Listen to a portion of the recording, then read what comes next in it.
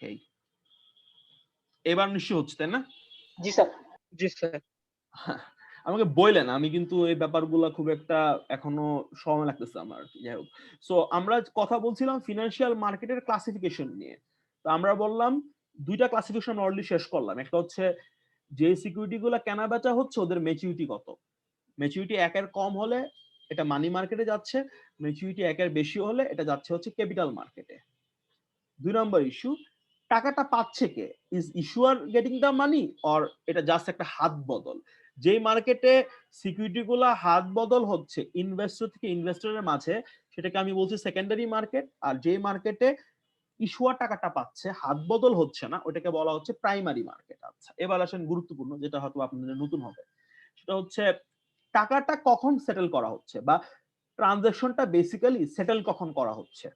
এটার আলোকে মার্কেটকে দুই ভাগে ভাগ করা যায়, বা ডেলিভারি মেকানিজমের উপর ভিত্তি করে মার্কেটকে দুই ভাগে ভাগ করা যায়। একটা হচ্ছে ক্যাশ মার্কেট আর একটা হচ্ছে ডেরিভেটিভস মার্কেট। আচ্ছা, আতোয়ার আছেন আপনি? স্যার। হ্যাঁ, জি স্যার। ধরেন আপনি আপনার ব্রোকারকে ফোন দিলেন, ধরেন আপনার লঙ্কা বাংলাতে আপনার একটা অ্যাকাউন্ট আছে, বিও অ্যাকাউন্ট। আপনি আপনার ব্রোকারকে ফোন দিয়ে বললেন যে এসিআই কোম্পানির 20টা শেয়ার আপনি আমাকে কিনে দেন 100 টাকা দিয়ে। এটা কেনা হয়ে গেল। সো আপনার অ্যাকাউন্ট থেকে টাকাটা চলে যাবে না, মানে আপনার যে বিও অ্যাকাউন্টে যে অ্যাকাউন্টে ক্যাশ টাকা রাখা ছিল, যেই মোমেন্টে আপনি শেয়ার কিনতেছেন, টাকাটা তো জেনারেলি কি হচ্ছে, আপনার অ্যাকাউন্ট থেকে চলে যাচ্ছে, তাই না? জি স্যার। এই মার্কেটকে আমরা কি বলবো? Sir cash market. এক্স্যাক্টলি, অথবা স্পট মার্কেট। তার মানে কি? তার মানে হচ্ছে একটা ক্যাশ মার্কেট বা স্পট মার্কেটে আমি যেই মোমেন্টে অ্যাসেটটা কিনতেছি, ইট ইজ এক্সপেক্টেড দ্যাট আমার যে টাকাটা দেওয়া লাগবে এটা কিন্তু অন দ্য স্পটই আমাকে দিয়ে দেওয়া হচ্ছে, দেওয়া লাগতেছে, অথবা পুরো ট্রানজাকশনটা সেটেল হচ্ছে ওই দিনেই। ঠিক আছে, আমি শেয়ার কিনলাম বা বন্ড কিনলাম, ক্যাশ টাকা চলে গেল, তার মানে সেটেলমেন্টটা কিন্তু তখনই হয়ে যাচ্ছে। ঠিক আছে, এবার আসেন আমি আরেকটা সিচুয়েশন আপনাদেরকে বলি, যে সিচুয়েশনটা একটু ডিফারেন্ট।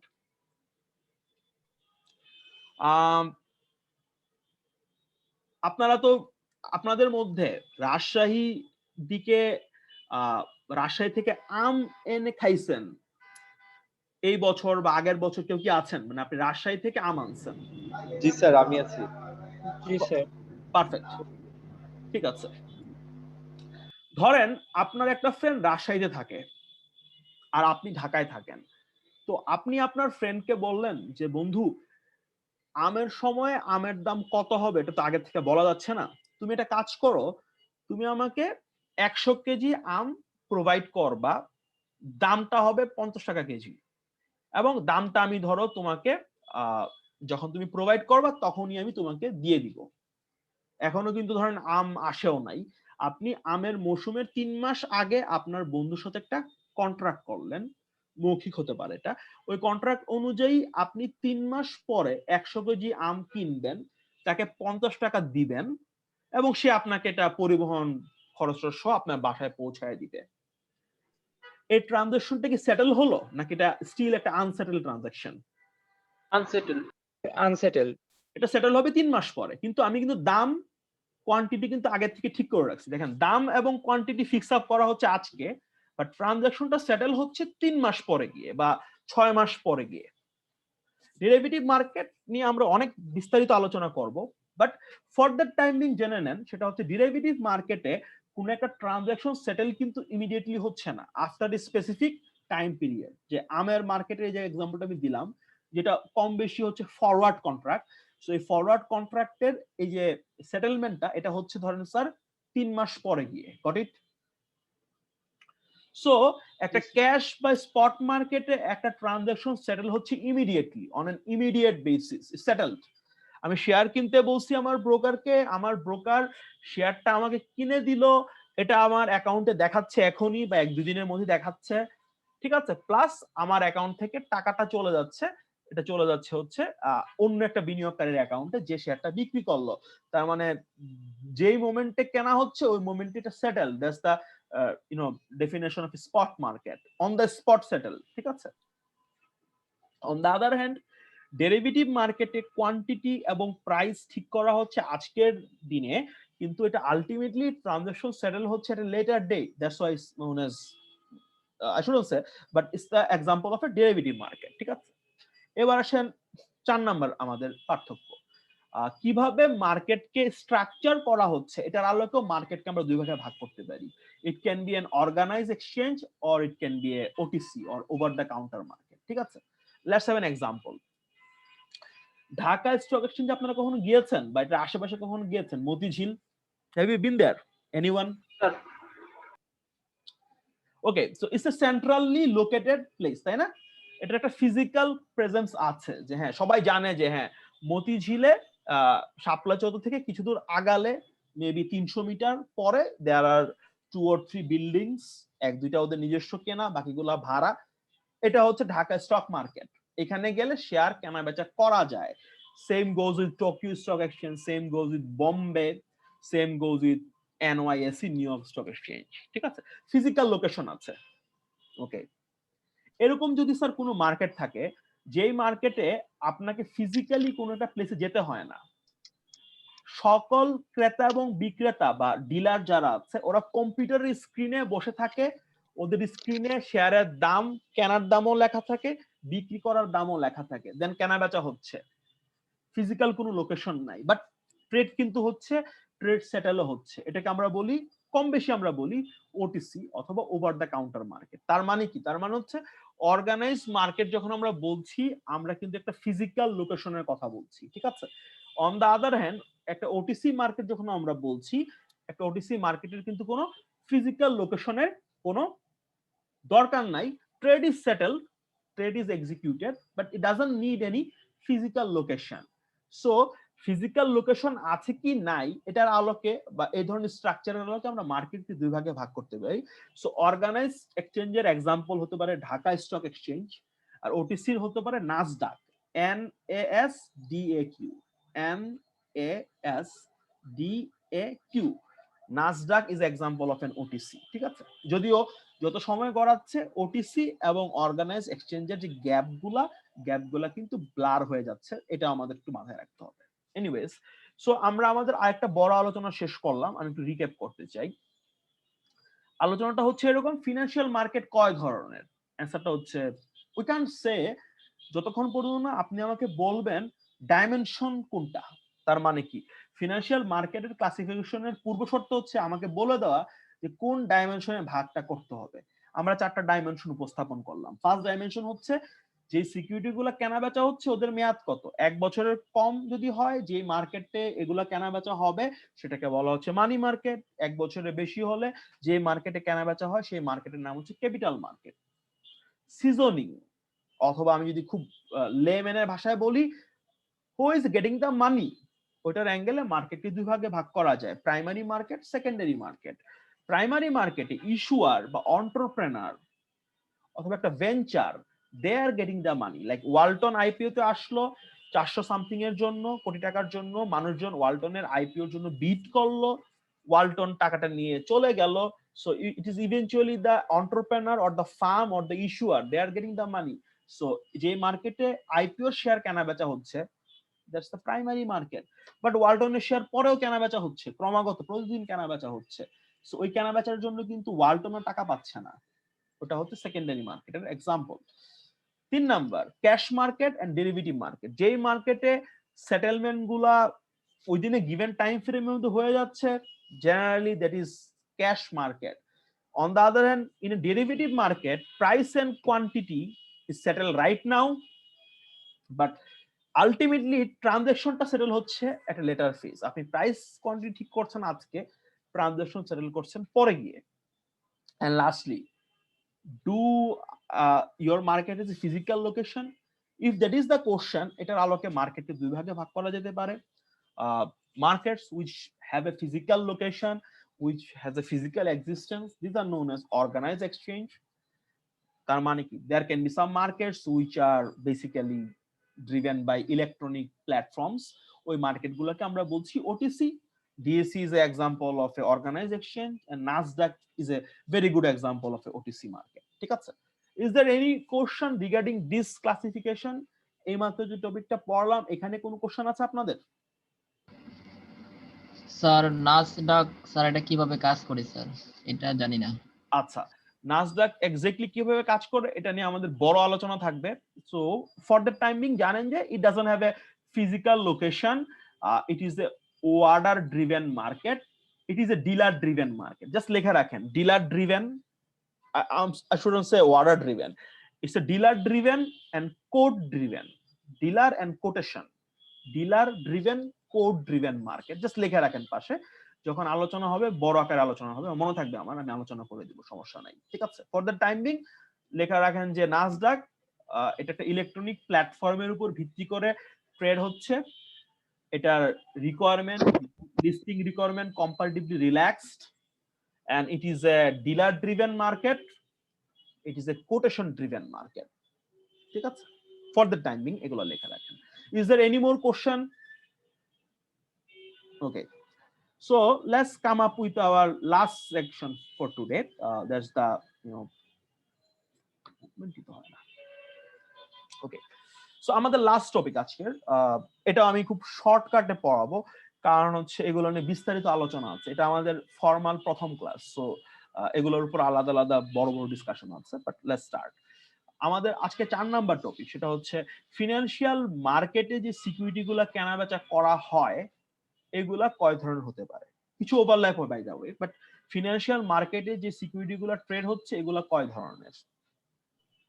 আমরা বলতে পারি কম বেশি 3 ধরনের হয়। ঠিক আছে, ফিনান্সিয়াল মার্কেটের সিকিউরিটি গুলা।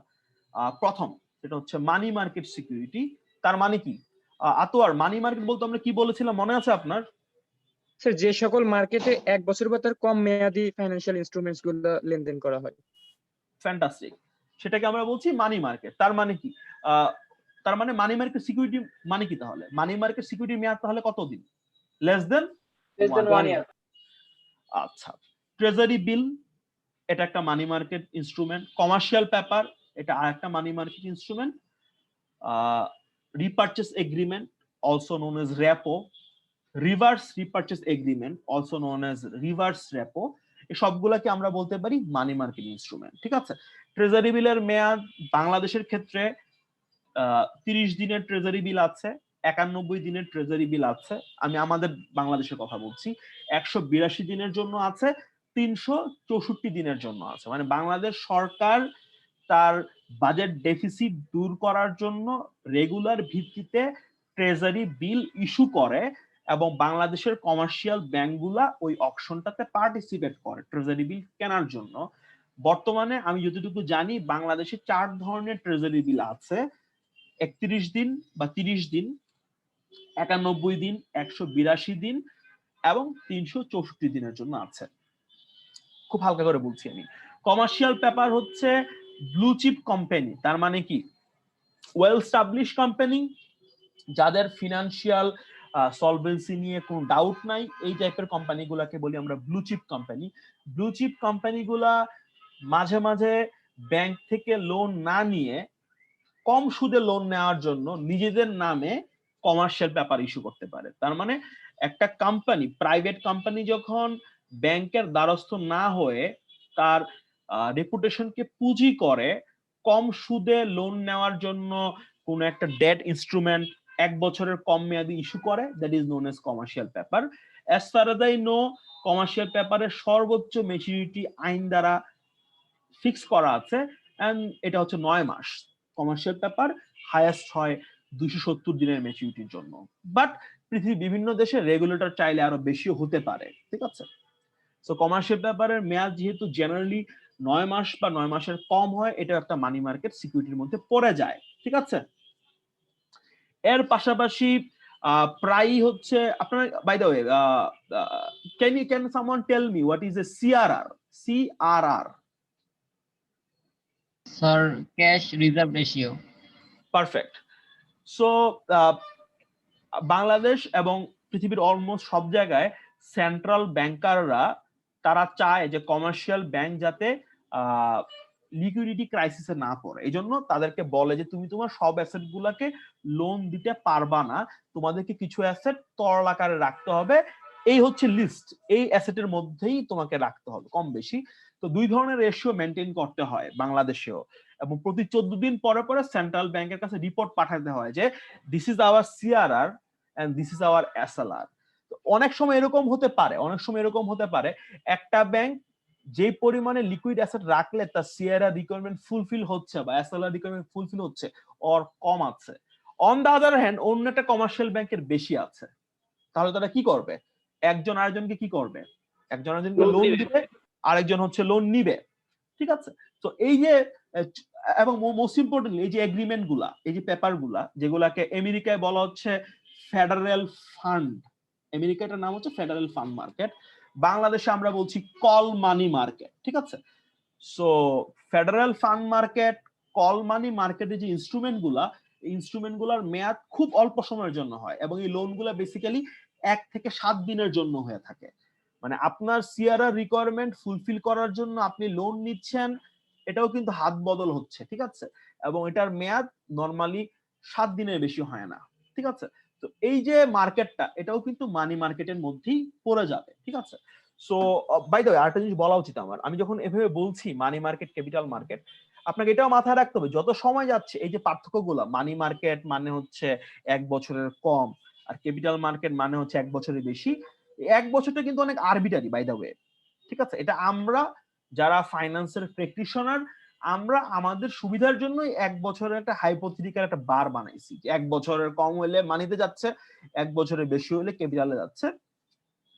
এরকম কিন্তু বার বানানো অনেক সময় ঠিক না। We need two be more open. But thing is that আমাদের বইতে যেহেতু বলা আছে, বাট আমরা যেহেতু এখনো স্টুডেন্ট লেভেলে শিখছি, আমরা we have to follow the norms. তো বর্তমান নর্ম অনুযায়ী যে সিকিউরিটি গুলোর মেয়াদ like T bill, commercial paper, reverse repo and all the stuffs, যেগুলোর মেয়াদ 1 বছরের কম, দিস আর মানি মার্কেট। আচ্ছা, এবার আসেন ক্যাপিটাল মার্কেট। মানি মার্কেট বললে তো অপোজিটটাই হবে হচ্ছে ক্যাপিটাল মার্কেট, খুব সহজ তাই না? তাহলে ক্যাপিটাল মার্কেট তাহলে কি দাঁড়াচ্ছে? যেই মার্কেটে বেশিরভাগ, যেই মার্কেটে সিকিউরিটি গুলার মেয়াদ 1 বছরের বেশি, ওইগুলোকে আমরা কি বলছি? ওইগুলোকে আমরা বলছি ক্যাপিটাল মার্কেট সিকিউরিটিজ। দেখেন আমি কিন্তু এখানে আবার ফিক্সড ইনকাম সিকিউরিটি লিখছি, আমি বন্ড লিখি নাই। তার মানে কি? তার মানে হচ্ছে ফিক্সড ইনকামের মধ্যে বন্ডও যাচ্ছে, মধ্যে ওকে আমি এটা নিয়ে পরে বলি প্রেফারেন্স। আমি যখন ফিক্সড ইনকাম সিকিউরিটি বলি, আমি আসলে বন্ডকেও রেফার করি, আমি আসলে স্যার ডিবেঞ্চারকেও রেফার করি। তার মানে কি কিভাবে বলা যায়, কোন একটা বন্ড যখন ইস্যু করা হয়, জেনারেলি ওই বন্ডের এগেইনস্টে একটা স্পেসিফিক ফিক্সড অ্যাসেটকে জামানত হিসেবে দেখাতে হয়। তো যেই ফিক্সড ইনকাম সিকিউরিটির পিছনে কোন একটা specific set of fixed asset আছে, ওটাকে বলা হচ্ছে বন্ড। আর যেটার পিছনে এরকম কোন স্পেসিফিক ফিক্সড অ্যাসেটের বেঞ্চমার্কিং নাই বা ব্যাকআপ নাই জামানত হিসেবে, ওটাকে বলা হচ্ছে ডিবেঞ্চার। তার মানে কি স্যার, ডিবেঞ্চারের মালিকও কিন্তু কোম্পানির ঋণদাতা, বন্ডের মালিকও কিন্তু কোম্পানির ঋণদাতা। কিন্তু পার্থক্যটা কোথায়? একটা বন্ড যখন দেউলিয়া হবে, সবার প্রথমে যে সিকিউরিটিটাকে যে অ্যাসেটটাকে ডিরেক্টলি ব্যাকআপ হিসেবে রাখা হয়েছিল ওইটাকে আগে সেল করা হবে। ঠিক আছে? তার মানে বন্ড হচ্ছে বিট মোর সিকিউর। আর ডিবেঞ্চারে যারা কিনতেছে ওরাও কিন্তু কোম্পানির মালিক, বাট ডিবেঞ্চারের পিছনে স্পেসিফিক কোনো অ্যাসেটের ব্যাকআপ নাই as a collateral. From that angle debenture is bit risky and bond is bit less risky, but দুইটাই কিন্তু ফিক্সড ইনকাম সিকিউরিটি। মনে আছে জেড এর এক্সাম্পলটা? জেড লোন দিয়েছে, জেড কে আমি একটা পেপার ধরাই দিলাম, ওই পেপারে কিন্তু জেড আগামী 10 বছর ধরে 8% করে সুদ পাবে, মেয়াদ শেষে জেড পাবে $2 lakh. That's a classical example of a fixed income security, no doubt about that. এখন যদি ওই 2 লাখ টাকা আসবে কোত্থেকে, আদৌ শোধ করতে পারবো কিনা, আমি যদি কন্ট্রাক্টটা সই করার সময় বা কন্ট্রাক্টটা প্রিপেয়ার করার সময় আমি যদি কোনো একটা অ্যাসেটকে স্পেসিফিক্যালি লিংক আপ করায় রাখি, দ্যাটস এ বন্ড। না করালে that's a debenture. That's the basic difference. So fixed income সিকিউরিটির মধ্যে আমি বন্ডকেও রেফার করতেছি, আমি স্যার ডিবেঞ্চারকেও রেফার করতেছি, বাট এগুলো আমরা পরে আমরা আলোচনা করবো। ফর দ্য টাইম বিং যদি কি থাকুক। এরপর হচ্ছে কি আছে স্যার? ইকুইটি। ইকুইটি মানে কি? মালিকানা, তাই না স্যার? আচ্ছা, একজন বলেছিলেন কি যে প্রেফার স্টক, তাই না? হ্যাঁ, আপনার নাম কি ভাইয়া? ইস্তিয়াজ উদ্দিন। আবার বলেন। ইস্তিয়াজ উদ্দিন। হ্যাঁ, ইস্তিয়াজ, ফাইন। হ্যাঁ, prefer stock obviously capital market সিকিউরিটির মধ্যে পড়বে, নো ডাউট, কারণ প্রেফার স্টকেরও কোনো মেয়াদ থাকে না। বাট প্রেফার স্টক আর ধরেন ফর এক্সাম্পল আমি যখন ইকুইটি বলি আমি দুইটাকেই রেফার করি, প্রেফার স্টককে রেফার করি, কমন স্টককে রেফার করি। But there is a subtle difference between preferred stock and common stock, তাই না? জি স্যার। জি sir. What's the difference? Can anyone tell me the difference between preferred stock and common stock? Fixed dividend স্টকে sir fixed dividend দেওয়া হয়, মানে আমি একটা স্টেবল রেট যেটা দেওয়া থাকে আগে থেকে যে এই রেটে দেওয়া হবে, কিন্তু আচ্ছা, ঠিক নরমাল আছে। কমন স্টকে সেটা Sir, থাকে না। voting right is the main difference between preferred stock and common stock. Okay fine, আর কিছু? আচ্ছা, আই গট ইউর পয়েন্ট, ঠিক আছে। আমি আমি আমি আমার মতো করে পার্থক্যটা বলি, ঠিক আছে। আমার ভার্সনে প্রেফার স্টকে বিনিয়োগটা কম্পারেটিভলি লেস রিস্কি, কমন স্টকে বিনিয়োগটা হচ্ছে কম্পারেটিভলি মোর রিস্কি। একজন বলল ভোটিং, আচ্ছা প্রেফার স্টক দুই রকম হতে পারে। there can be a participating preferred stock, there can be a non-participating preferred stock. So preferred stock যদি হয় পার্টিসিপেটিং তার মানে কিন্তু ভোট দিতে পারবে, preferred stock যদি হয় নন পার্টিসিপেটিং ভোট নাও দিতে পারে। আচ্ছা, আরেকজন আমাদের ছাত্র বলল যে স্যার এটাতে ডিভিডেন্ড এত পার্সেন্ট থাকে, দ্যাটস ফাইন। হ্যাঁ, প্রেফার স্টকের ক্ষেত্রে ডিভিডেন্ডের হার উল্লেখ করা থাকে, তবে আছে ধরেন কোন একটা ফিনান্সিয়াল ইয়ারে কোম্পানি যদি ডিভিডেন্ড দেওয়ার মতো ক্যাপাসিটি না থাকে, প্রেফার স্টক ইস্যু করার পরেও 6% ডিভিডেন্ড লেখার পরেও তাকে বাধ্য করা যাবে না কিন্তু, ঠিক আছে। না হলে তো প্রেফার স্টক বন্ডই হয়ে গেল। দেখেন জেড যদি কোনো কারণে 8% সুদ না পায়, যেহেতু সে ঋণ দিয়েছে সে কিন্তু মামলা করতে পারবে, কিন্তু প্রেফার স্টক হোল্ডার 6% ডিভিডেন্ড লেখা আছে, আমি যদি না দেই সে কিন্তু মামলা করতে পারবে না। আচ্ছা, এবার আসেন প্রেফার স্টকের মধ্যে কিছু ইস্যু আছে, আর একটু বলি। একটা হচ্ছে কিউমুলেটিভ প্রেফার স্টক আর একটা হচ্ছে নন কিউমুলেটিভ। আচ্ছা, এটার মানে কি? বেশিরভাগ প্রেফার স্টকই ধরেন কিউমুলেটিভ টাইপের হয়। এর মানে কি? ধরেন কোন একটা ফিনান্সিয়াল ইয়ারে 6% ডিভিডেন্ড দেওয়ার কথা প্রেফার স্টকে লেখা আছে, দিতে পারলাম না। আচ্ছা, 2 বছর পরে আমার ফিনান্সিয়াল অবস্থা ভালো হলো, আমি ডিভিডেন্ড দিতে গেলাম, তাহলে আমার আগের যে 6% যেটা বকেয়া ছিল এটা দিয়ে নতুনটা দিতে হবে। তার মানে কি? এটা জমা থাকতেছে। বাট যদি এটা নন কিউমুলেটিভ হয় তাহলে কিন্তু স্যার এটা একবার ফরগো করলে ফরগো হয়ে গেল। আচ্ছা, এবার আমি আমার ভার্সনটা বলি, সেটা হচ্ছে যে সমস্ত প্রেফার স্টক পার্টিসিপেটিভ, ভালো মতো শুনেন, যে সমস্ত প্রেফার স্টক পার্টিসিপেটিভ, নন কিউমুলেটিভ এবং নন রেডিমেবল, তিনটা শর্ত ভালো করে লেখা রাখেন আপনারা। পার্টিসিপেটিভ, নন কিউমুলেটিভ এবং নন রেডিমেবল ওই প্রেফার স্টক গুলা মোরলেস ইকুইটি, মানে এটা ইকুইটির দিকে যাচ্ছে। ভোট দিতে পারবেন, তার মানে পার্টিসিপেটিভ। ডিভিডেন্ড ফরগো করলে দিতে পরবর্তী সময় বাধ্য না, তার মানে নন কিউমুলেটিভ। নন রিডিমেবল, তার মানে ফেস ভ্যালু শোধ করলে এটাকে মার্কেট থেকে আপনি সরাই ফেলবেন, সেটা সম্ভব না। This are more tilted towards equity. আর যে প্রেফার স্টক গুলা স্যার হচ্ছে non participative, cumulative and redeemable, these preferred stock are more tilted towards bond or fixed income. So preferred stock আসলে কি? এটা কি বন্ড না ইকুইটি? এটা কি লোন না ইকুইটি? এটা নিয়ে হিউজ ডিবেট আছে, huge. The debate is like huge, ঠিক আছে। তো এখনই আপনাদের পুরো ডিবেট আমি বলবো না, বাট আমি কিছু আপনাদেরকে পয়েন্ট আমি আপনাদেরকে সামনে তুলে ধরলাম, যেটা দুই দিকেই যাইতে পারে। ইট can be treated as a like semi fixed income security, or you can treat it as an equity. দুই পক্ষের যুক্তি আছে, এবং আমি আপনাকে খালি একটা ডাইমেনশনে যুক্তি দিলাম, যুক্তি আরো অনেক টাইপের আছে। বাট আমাদের এখনকার আলোচনার জন্য যেটা জরুরি সেটা হচ্ছে, is it a money market security? No, it's not a money market security. এটার মেয়াদ 1 বছরের বেশি। So it is definitely what? It is definitely a capital market security. Fantastic. So আমরা কথা বলছিলাম ফিনান্সিয়াল মার্কেটে যে সিকিউরিটি গুলা কেনা বেচা হচ্ছে এগুলো কয় ধরনের। সো আমরা বললাম 3 ধরনের। 1 বছরের কম ম্যাচুরিটির গুলাকে বলছি মানি মার্কেট, 1 বছরের বেশি গুলার জন্য বলছি capital market. Then another big chunk is left. That's the last discussion for today. Derivatives.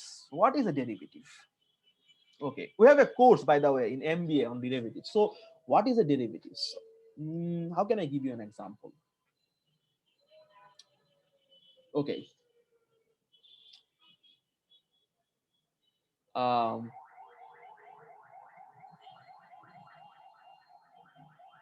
Sir এগুলো ফিউচার কন্ট্রাক্ট টাইপের না?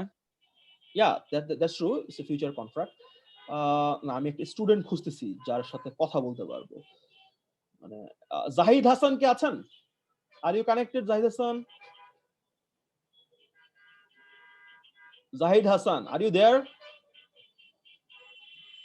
মেবি সে লাইনে আছে বা সে ঘুমাচ্ছে। Amanullah, are you there? Yes, sir. Perfect. So let's have an example. আচ্ছা আমানুল্লাহ, Yes, sir. ধরেন আপনি আমার কাছে আসলেন, আসার পরে বললেন যে স্যার আমি এসিআই কোম্পানির শেয়ার কিনতে চাই, কিন্তু আমি স্যার এখন কিনতে চাই না, আমি এসিআই কোম্পানির শেয়ার 3 মাস পরে কিনতে চাই। বললাম হ্যাঁ ফাইন, কিনো, go to the market after 3 months and purchase it, no problem. Then তুমি আমাকে বললা যে না স্যার 3 মাস পরে কিনতে চাই, ঠিক আছে, বাট আমি দামটা আজকে ঠিক করতে চাই। ওকে, then I say okay fine. দেন আমানের সাথে আমার একটা চুক্তি হলো, আমানুল্লাহর সাথে। চুক্তিটা হচ্ছে এরকম যে আমার কাছ থেকে এসিআই এর 100টা শেয়ার কিনবে। আমার কাছ থেকে 3 মাস পরে এসিআই এর 100টা শেয়ার কিনবে 100 টাকা দিয়ে। ডাজন্ট ম্যাটার 3 মাস পরে মার্কেটে এসিআই এর শেয়ার দাম কত, ঠিক আছে? এখন আমি আমানকে বললাম এটা তো একটা কন্ট্রাক্ট তুমি আমার সাথে করলা যে 3 মাস পরে মার্কেটে এসিআই এর দাম যাই হোক না কেন তুমি 100 টাকা দিয়ে 100টা শেয়ার কিনবা, ফাইন। এটার বিনিময়ে তুমি আমাকে আজকে 5 টাকা দাও। আমি বললো কোনো সমস্যা নেই স্যার, আপনি আমাকে কন্ট্রাক্টটা দিয়ে দেন and I am giving you 5 টাকা, ফাইন। আমি 5 টাকা পেয়ে গেলাম এবং আমান কিন্তু কোনো শেয়ার কিনলো না। দেখেন, লুক এট দ্য ট্রিক, আমান কিন্তু কোনো শেয়ার কিনতেছে না, সে শেয়ার কেনার একটা রাইট কিনতেছে। আমান কোনো শেয়ার কিনলো না, সে শেয়ার কেনার একটা রাইট কিনলো। আচ্ছা, কিরকম রাইট?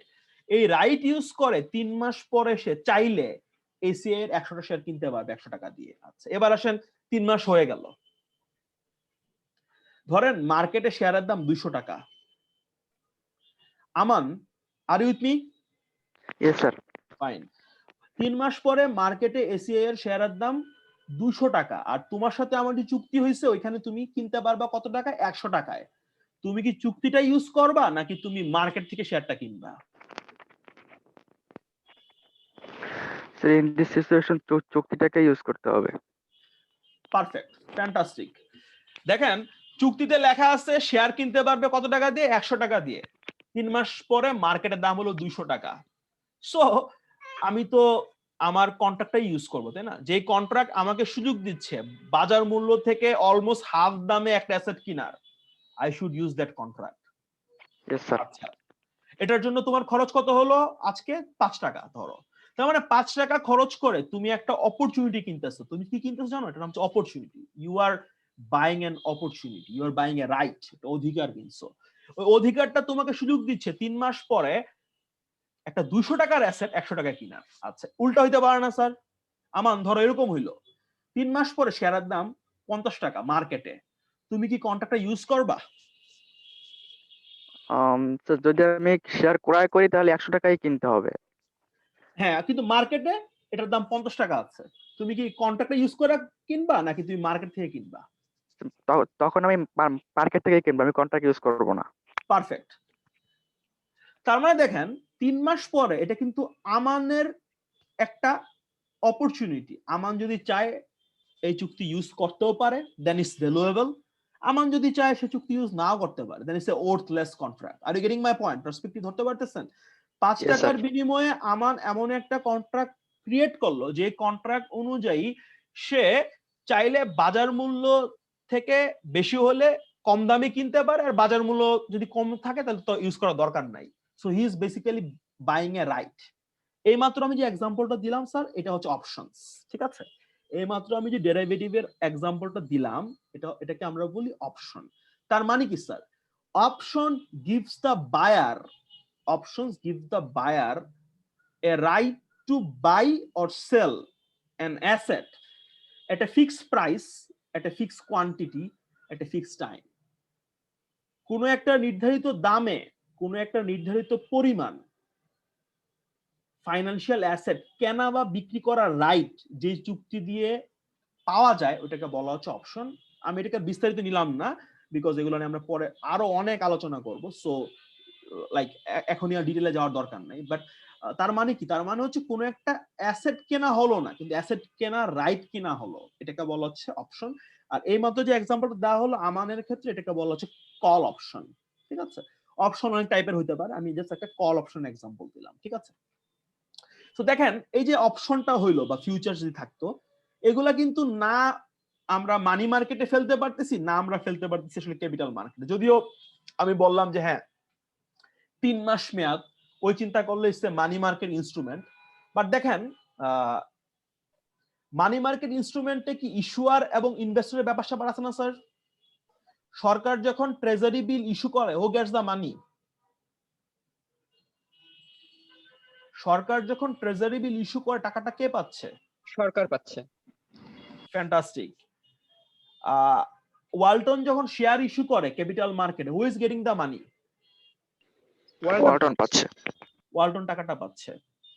আমানের সাথে আমার একটা চুক্তি হলো, যে চুক্তি দিয়ে 3 মাস পরে আমান চাইলে এসিআই এর 100টা শেয়ার কিনতে পারবে 100 টাকায়। এখানে কি ইস্যুয়ার টাকা পাইলো? এখানে কি ওয়ালটন টাকা পাইলো? বা এখানে কি সরকার টাকা পাইলো? নো।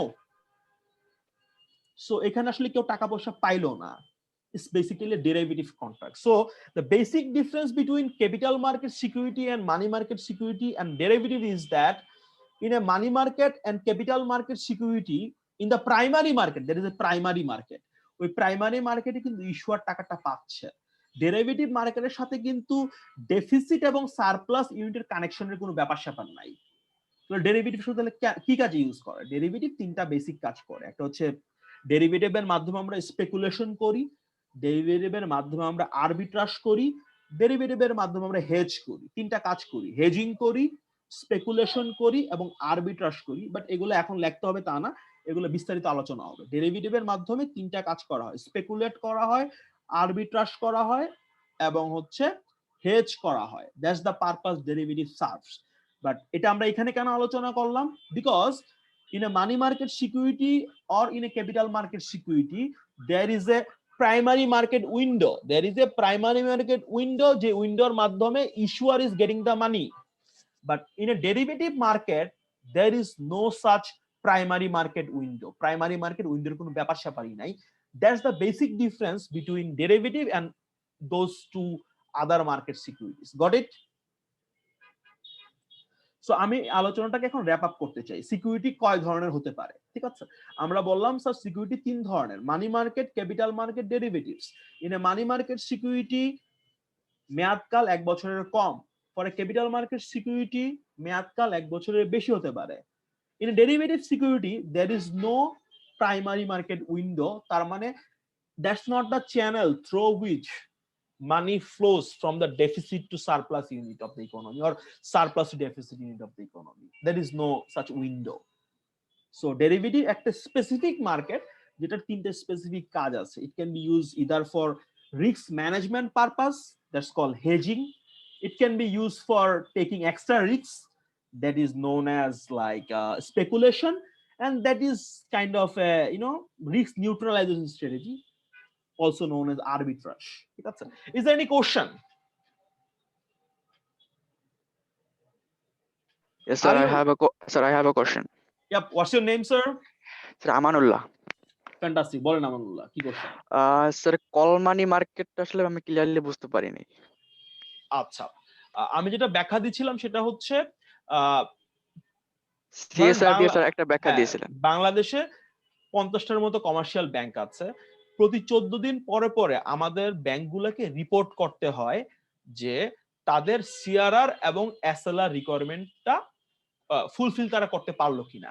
এখন 14 নম্বর দিনের আগে তারা যখন দেখে যে তার যে পরিমাণে লিকুইড অ্যাসেট দরকার ছিল ওটা তার কাছে নাই, is in a panic mood, তার কিন্তু রিকোয়ারমেন্টটা ফুলফিল হলো না। On the other hand there can be some other bank যারা দেখতে পেলো যে না ওদের যা দরকার ওর থেকে বেশি টাকা ওদের কাছে আছে, লিকুইড অ্যাসেট আছে। তাহলে এরকম কি হতে পারে না যে একটা কমার্শিয়াল ব্যাংক যার কম আছে সে লোন নিল from another commercial bank যার টাকাটা বেশি আছে? Is it possible? Yes, sir, it's possible. It's possible. So বাংলাদেশের প্রেক্ষাপটে এই যে মার্কেট, যে মার্কেটে একটা কমার্শিয়াল ব্যাংক আর একটা কমার্শিয়াল ব্যাংকে স্বল্প মেয়াদী লোন দিচ্ছে to fulfil its CRR and SLR requirement, বাংলাদেশটার নাম হচ্ছে কল মানি মার্কেট। আমেরিকাতে সেম মার্কেটকে তারা বলে ফেডারেল ফান্ড মার্কেট। ঠিক আছে, যেহেতু এই মার্কেটে কেনা বেচা হওয়া এই যে অ্যাসেট গুলা, এগুলোর মেয়াদ যেহেতু খুবই স্বল্প মেয়াদী, 1 থেকে 7 দিন, হায়েস্ট 14 থেকে 15 দিন, এগুলাকে আমরা কোথায় ফেলবো, কোন মার্কেটের আন্ডারে ফেলবো? Money market. দ্যাটস ওয়াই আমি ওইটার এক্সাম্পলটা দিয়েছিলাম। ঠিক আছে, is there any more question sir? Sir swaps কি? সোয়াপ কি, এটা অনেক বড় আলোচনা। ঠিক আছে, উই নিড টু মানে skip the discussion right now. ঠিক আছে, এটা আমরা এখনই আলোচনা করতে চাচ্ছি না, বাট আমি আপনাকে 1 মিনিট একটা এক্সাম্পল দেই। জাস্ট 1 মিনিট এক্সাম্পল দিচ্ছি। আপনি ফ্লোটিং রেট এবং ফিক্সড রেট কি বুঝেন? আপনি আপনি লোন নিলেন, আপনি চাইলে 6% সুদে পুরো সময়ের জন্য লোন নিতে পারেন, অথবা আমি আপনাকে বললাম যে আপনি লোন নিবেন লাইবর প্লাস 2%, লাইবর বাড়লে আপনার সুদের হার বাড়বে, লাইবর কমলে আপনার সুদের হার কমে যাবে, এরকম হতে পারে। কিন্তু তার মানে একই ইকোনমিতে বড়োয়াররা বা একই ইকোনমিতে বিনিয়োগকারীরা একই টাইপের বিনিয়োগ করে না বা একই টাইপের লোন নেয় না। কিছু লোন ফ্লোটিং হয়, কিছু লোন ফিক্সড টাইপের হয়। জাস্ট এক্সাম্পল হিসেবে বলছি, সোয়াপ মার্কেটে আমাদের লোনের যে মূল প্রিন্সিপালটা ওইটাকে এক্সচেঞ্জ না করে আমি লোন নিলাম ফ্লোটিং এ, কিন্তু আমি পে করতেছি ফিক্সড এ, আর আমার কাউন্টার পার্টি সে লোন নিল ফ্লোটিং এ, পে করতেছে ফিক্সড এ, এরকম হতে পারে। যে অ্যারেঞ্জমেন্ট এটা করা যায়, এটা একটা সোয়াপের এক্সাম্পল। আবারও বলি, আপনি লোন নিলেন ফ্লোটিং রেটে, but you are paying at a fixed rate. আপনার কাউন্টার পার্টি সে লোনটা নিয়েছিল ফিক্সড এ, কিন্তু সে পে করতেছে ফ্লোটিং এ। মাঝখানে একটা ব্যাংকার লাগবে বা একটা ইন্টারমিডিয়েট লাগবে যে এটাকে অ্যারেঞ্জ করবে। এই যে এক্সাম্পলটা দিলাম, এটা হচ্ছে একটা সোয়াপের এক্সাম্পল। ঠিক আছে, আরো আছে, বাট এগুলো আমরা এখন বিস্তারিত যাচ্ছি না। ঠিক আছে, is there any more question sir? Sir আমার একটা প্রশ্ন আছে। ফ্যান্টাস্টিক, বলেন। সেটা হচ্ছে স্যার, আমরা অনেক সময় বলি যে কমন শেয়ার, প্রিফার্ড শেয়ার, আবার সিমিলার আবার বলি যে common stock, preferred stock. Sir stock এবং শেয়ারের মধ্যে পার্থক্যটা কি স্যার? একটা সময় পার্থক্য ছিল, এখন আর কোনো পার্থক্য নাই। So share, stock basically, share এবং stock basically these are use interchangeably, these are used interchangeably. আচ্ছা, আমাদের মাঝখানে একটা মেয়ে কোশ্চেন করছিল ফেস ভ্যালু নিয়ে। দেয়ার ওয়াজ এ টাইম ফেস ভ্যালু এই কনসেপ্টটা খুব গুরুত্বপূর্ণ ছিল, এখন আর খুব একটা গুরুত্বপূর্ণ না। একটা সময় এরকম ছিল, আমেরিকাতে একই কোম্পানির শেয়ার, ভালো মতো বুঝেন, আমেরিকাতে একই কোম্পানির শেয়ার বিভিন্ন প্রদেশে বিভিন্ন দামে বিক্রি হইতো। Just imagine how corrupted that system were. একই কোম্পানির শেয়ার বিভিন্ন স্টেটে বিভিন্ন দামে ইস্যু করা হচ্ছে, বিভিন্ন দামে ইস্যু করা হচ্ছে। দেন একটা ফেডারেল ল আসলো, ফেস ভ্যালু, ঠিক আছে, এর নিচে কোন স্টেটে বিক্রি করা যাবে না, kind of that, end of the story. So ওই কনটেক্সটটা কি এখন আছে? এখন কিন্তু ওই কনটেক্সটটা নাই, বিকজ এভরিবডি নোজ যে এটার ইস্যু প্রাইস সব স্টেটে সমান, সবাই এটাকে ভেরিফাই করতে পারে। সো আপনার কোশ্চেনের উত্তরটা হচ্ছে এরকম, স্টক এবং শেয়ারের মধ্যে যে পার্থক্যটা, এটা একটা হিস্টোরিক্যাল পার্থক্য, দ্যাট ডাজন্ট এনিমোর ইউজড। এবং আমরা যখন ইউজ করব ফাইন্যান্সে, we don't care whether it's a stock or it's a share, we use it invariably, interchangeably. ঠিক আছে স্যার, থ্যাংক ইউ স্যার। তারপরও আমি যেটা করব, আমি এটার হিস্টোরিক্যাল একটা পার্থক্য ছিল যেটা আমি ভুলে গেছি, আমি নেক্সট ক্লাসে এটা আপনাকে জানাবার চেষ্টা করব যে হিস্টোরিক্যালি যখন স্টক এবং শেয়ার আলাদা ছিল, কেন আলাদা ছিল, আমি এটা এক্স্যাক্টলি এখন বলতে পারছি না, আমি জেনে আপনাকে জানাবো। ঠিক আছে, বাট এখন thank you so much. Use interchangeably. Yeah, is there any more question sir? Sir question না, মানে গত কোশ্চেনটার অ্যানসারে আমি একটু অ্যাড করতে চাচ্ছিলাম স্যার, জি বলেন স্যার। যে স্টকটা কি আসলে ব্রডার সেন্সে ওনারশিপটা বোঝায় নাকি? আমেরিকাতে যেটা হইতো যে একটা সার্টেন কোম্পানির যদি মানে অনেক বেশি পরিমাণে শেয়ার কেনা হয়, যে শেয়ারগুলো লটে বিক্রি করা হয়, ধরেন 5000, 10,000 or 100,000 শেয়ারস একসঙ্গে বিক্রি করা হয়, তো ওইগুলা কি এক একটা স্টক বলা হইতো কিনা? হতে পারে স্যার, আমি আসলে এটা নিয়ে আমার পড়াশোনা অনেক আগের, আমি ভুলে গেছি, এটা হচ্ছে সত্যি কথা। So what I will do, আমি একটু সার্চ করব, কথাবার্তা বলবো লোকজনের সাথে, দেন আমি আপনাকে জেনে জানাতে পারবো। আমি এখনই কোনো কনক্লুসিভ অ্যান্সার দিতে চাচ্ছি না, বিকজ আমার এখানে নলেজের একটু ঘাটতি আছে, ঠিক আছে? But I will answer it, no problem, ঠিক আছে? Is there any more question sir? Hello, yes, sir. হ্যাঁ বলেন। So, G. what is futures? ওরে ভাই, তোমরা এগুলাতে ধরতেছো আমার, এটা এত বড় ডিসকাশন, ঠিক আছে? আচ্ছা, Okay, sir. আচ্ছা এটা আমরা রাখি, কারণ মানে এটা অনেক বড় discussion. Options, Okay, sir. Okay. Futures, forward, এটা আমরা যখন পড়াবো তখন ডিটেইল আলোচনা করব। Okay, but sir. আমি জাস্ট 1 মিনিট বলবো এটা নিয়ে, ফিউচার্স নিয়ে। আমানুল্লাহ কি তোমাকে বলছিলাম তাই না অপশন এক্সাম্পলটা দেওয়ার সময়? জি, sir. Yes sir. সো আমি আমানুল্লাহকে যখন বলতেছিলাম, আমি বলতেছিলাম যে আমানুল্লাহ হ্যাজ এ রাইট, সেটা ইউজ করবে কি করবে না তার ইচ্ছা। মার্কেটে শেয়ারের দাম 200, কন্ট্রাক্টে লেখা আছে 100। আমানুল্লাহ বললো যে না, কন্ট্রাক্টটা ইউজ করব বিকজ মার্কেটের দাম বেশি, আমার কন্ট্রাক্টে কম দামে কেনা যাবে। He is using it. মার্কেটের দাম 50, আমানুল্লাহ কিন্তু কন্ট্রাক্ট ইউজ করলো না। তার মানে কি, ইউজ করা না করার অপশনের ক্ষেত্রে, নামটা দেখেন অপশন মানে কি, অপরচুনিটি। সো অপশন নামে যে কন্ট্রাক্টটা বা ডেরিভেটিভটা আছে, এটা ইউজ করা বা না করা আমানুল্লাহর চয়েস। আচ্ছা, সেম এগ্রিমেন্ট লেখা হয়েছে, বাট আমি বললাম Amanullah you don't have any option. 3 মাস পরে মার্কেটের দাম যাই হোক, তোমাকে এটা ইউজ করতে হবে। তার মানে মার্কেটে 200 টাকা হলো তুমি 100 টাকায় কিনবা, মার্কেটে 50 টাকা হলো তুমি আমার কাছ থেকে 100 টাকায় কিনবা। তার মানে আমি তাকে কি করলাম না স্যার, কোনো রাইট অপশন দিলাম না। এই যে কন্ট্রাক্টটা হচ্ছে, এটাকে বলা হচ্ছে ফিউচার্স। তার মানে what's the basic difference between option and futures? একটাতে অপশন দেওয়া হয় আর একটাতে অপশন দেওয়া হয় না। না, একটাতে হচ্ছে ফ্লেক্সিবিলিটি স্যার। হ্যাঁ, একটাতে বায়ারের কাছে ওই রাইটটা আছে ইউজ করা বা না করার, আর একটাতে বায়ারের কাছে সেই রাইটটা নাই। বাই দা ওয়ে, এছাড়া কিন্তু সব সেম। দেখেন, অপশনেও কিন্তু নির্ধারিত কোয়ান্টিটি আগেই ঠিক করা হচ্ছে, দামও আগে ঠিক করা হচ্ছে, সময় আগে ঠিক করা হচ্ছে। ফিউচার্সেও কিন্তু ম্যাচুরিটি আগে ঠিক করা হচ্ছে, প্রাইসও আগে ঠিক করা হচ্ছে, কোয়ান্টিটিও আগে ঠিক করা হচ্ছে। Everything is fixed. দেখেন, 3টা বেসিক ক্রাইটেরিয়া, প্রাইস কত হবে, কোয়ান্টিটি কত হবে, প্রাইস কত হবে, কোয়ান্টিটি কত হবে, এবং হচ্ছে ম্যাচুরিটি কত হবে। 3টা কিন্তু অপশনও আগে থেকে ঠিক করা হচ্ছে, ফিউচারও আগে থেকে ঠিক করা হচ্ছে। অপশনটাও সেটেল করা হচ্ছে 3 মাস পরে গিয়ে, ফিউচারসও ঠিক করা হচ্ছে 3 মাস পরে গিয়ে। কিন্তু যে লোকটা অপশন কিনতেছে, he has the right, but in case of futures the buyer doesn't have any right. তাহলে পার্থক্যটা কোথায় ম্যাম? রাইট আছে কি রাইট আছে কি নাই? হ্যাঁ, আর একটা পার্থক্য আছে। আপনি এক ফাঁকে যদি মনে করেন, আমান যখন আমার কাছ থেকে কন্ট্রাক্টটা কিনতেছিল, আমান কিন্তু আমাকে 5 টাকা দিছিল, এটার নাম হচ্ছে প্রিমিয়াম। যেহেতু সে একটা ফ্লেক্সিবিলিটি কিনলো, ফ্লেক্সিবিলিটি দাম আছে, এটার জন্য তাকে প্রাইস পে করতে হবে। কিন্তু ফিউচার্সে যেহেতু আমানের কোনো রাইট নাই, he had to exercise, doesn't matter what is the market price is, তাকে কিন্তু রাইট দেওয়া হচ্ছে না, এই জন্য তাকে প্রাইসও পে করতে হবে না। So the basic difference between options and futures are two. In case of option, the buyer has a right to exercise or not. Completely right আছে তার। In case of futures, we are taking away that right. Since the buyer has a right or flexibility, he has to pay some money in case of option, that's known as option premium. But since there is no such right, there is no price to be paid. So future এর ক্ষেত্রে premium নাই, অপশনের ক্ষেত্রে premium আছে। These are the two basic difference. But আমরা যদি এটা নিয়ে আলোচনা করি, আমরা বিস্তারিত আলোচনা করব, ঠিক আছে? Swap, options, future, since you people are interested, no problem. Is there any more questions, sir? Sir আমার একটা কোশ্চেন ছিল। Sure.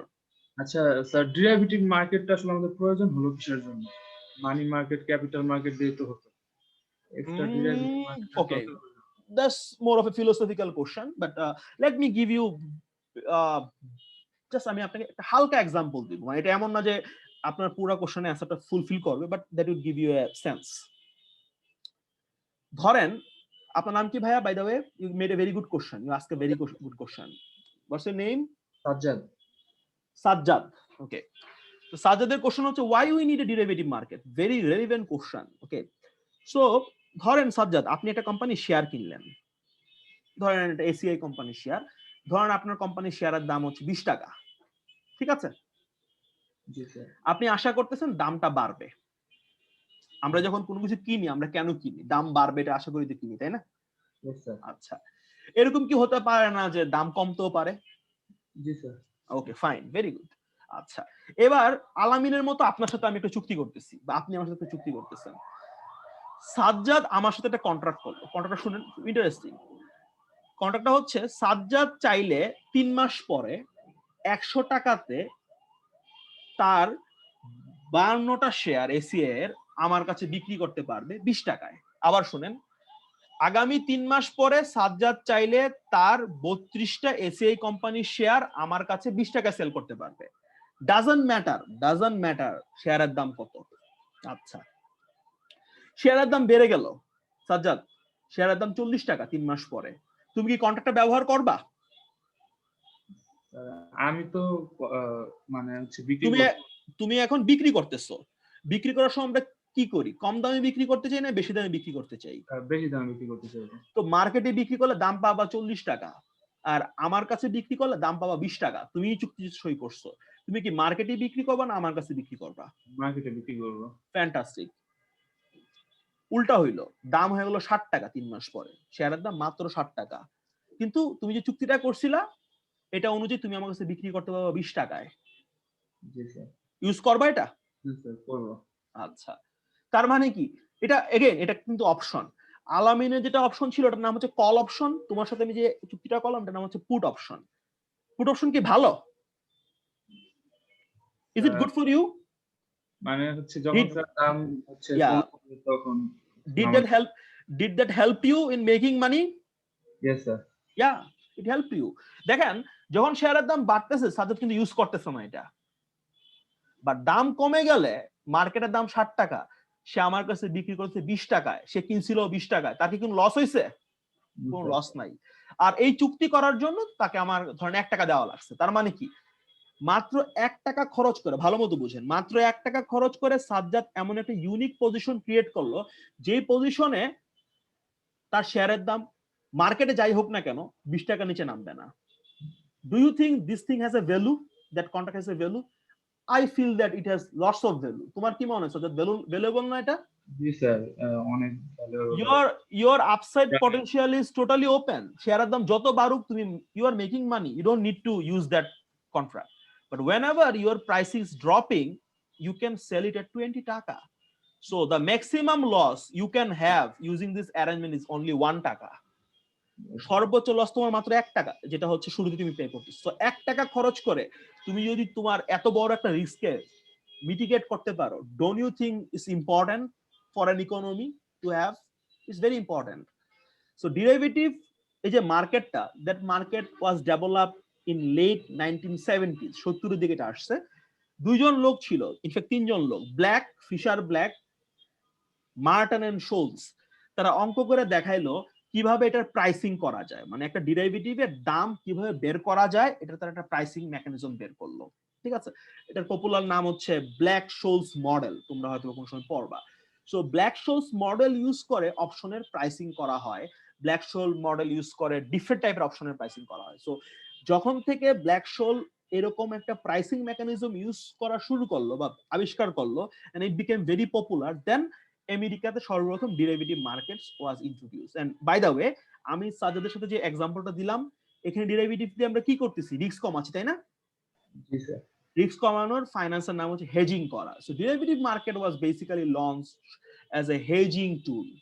লেটার অন আমরা দেখলাম এটার আরো দুইটা কাজ আছে। It can be used for speculation, I have already told it, even though I didn't define that. And later on আমরা আরো দেখতে পেলাম এটা ইউজ করে আমরা আরবিট্রাজ করতে পারি, এটা আমি ব্যাখ্যা করি নাই। সো ডেরিভেটিভ মার্কেট কেন দরকার, এটার অ্যান্সার আমি জানি না বাই দ্য ওয়ে, বাট আমার মনে হয় এটা ইন্ট্রোডিউস করা হয়েছিল, তারাও বলছে it was basically introduce as a mechanism so that market participants are able to minimize their financial risk, and if you use it prudently, it works like a hell. It's a hell good instrument, it's a hell good market. But 2007 এবং 8 এর financial ক্রাইসিসে আমরা এটাও দেখলাম যে people are not using it for its original purpose, that was hedging. It was being used for some other purposes that was not that good. So derivative market কেন introduce করা হয়েছে, আমি যদি এক লাইনে উত্তর দিই, basically for risk minimization purpose. এটা কি এখন ওইখানে আছে? No, people are using it for various reason which are not directly like risk minimization. I hope that you got your answer. Sir, is there any more question? Are you hearing me? Yes, sir. We have no question. Okay, you people do not have any question. Okay, fantastic. So আমরা next meet করতেছি হচ্ছে বুধবারে, ঠিক আছে? এবার আমি চেষ্টা করব তোমাদেরকে একটা প্রপার মিটিং আইডি দেওয়ার। আমি পেস্ট করতে গিয়ে ভুল করে ফেলছিলাম, সো হোপফুলি এই প্রবলেমটা হবে না। আর আমাদের যখন ফার্স্ট চ্যাপ্টার বা ফার্স্ট থিম যখন শেষ হবে, আমি একটা লেকচার নোটও দিব। সো আমি আপনাদের এই ইয়াগুলো আপলোড করে দিব, রেকর্ডিং গুলা, আপনারা এগুলো শুনে নেবেন। আমার পরামর্শ হচ্ছে ক্লাস করার সময় একটা কলম এবং কাগজ রাখবেন। আপনারা এই যে ফেসবুক বলতেছে, এই যে ক্লাস রুম আছে না, Google classroom, if you any question ওইখানে আপনারা পোস্ট দিতে পারেন, আমি এটার অ্যান্সার দিব। এটার ভালো দিকটা হচ্ছে এভরিবডি ক্যান সি দ্যাট, ঠিক আছে? ক্লাসটা আপনারা বুঝতে পারতেছেন তো, তাই না ভাই? Yes, sir. বুঝতে পারতেছি। ফ্যান্টাস্টিক। যে কোনো কোশ্চেন আমাকে করতে পারেন রিগার্ডিং দ্য কোর্স ক্লাসের মধ্যে, no problem. I encourage questions. Okay, thank you. আমরা তাহলে আজকের জন্য এখানেই ক্লাসটাকে শেষ করতেছি। Thanks for your participation, really I appreciate. আসসালামু আলাইকুম। আসসালামু আলাইকুম। আসসালামু আলাইকুম। ওয়ালাইকুম আসসালাম। আসসালামু আলাইকুম স্যার। ওয়ালাইকুম আসসালাম।